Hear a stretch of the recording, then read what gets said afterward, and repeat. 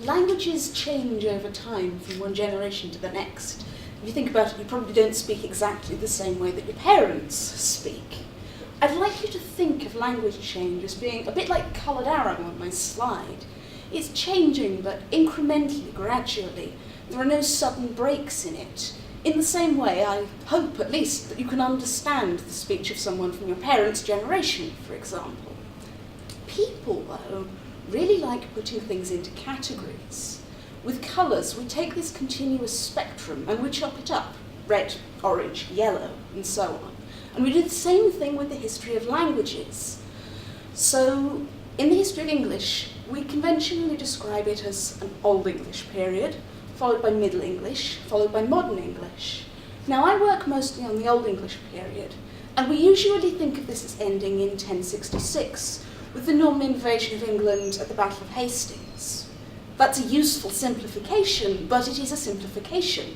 It's not as though everyone suddenly woke up one day in 1066 and said, "Oh, we'd better start speaking Middle English now, guys."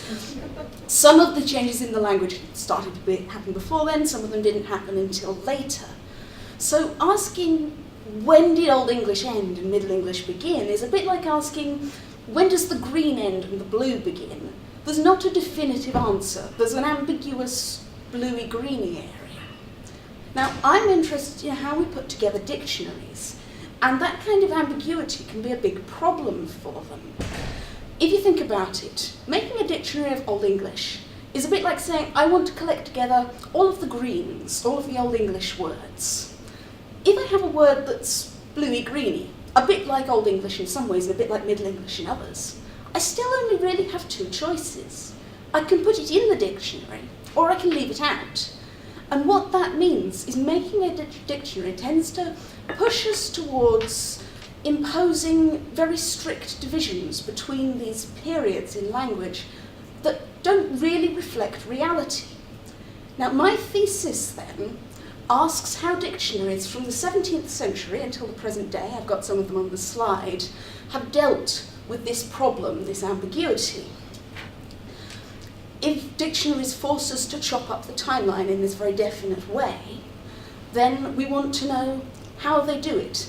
As scholars, it's important that we know how their decisions might influence the conclusions we make when we use the resources that these dictionaries provide.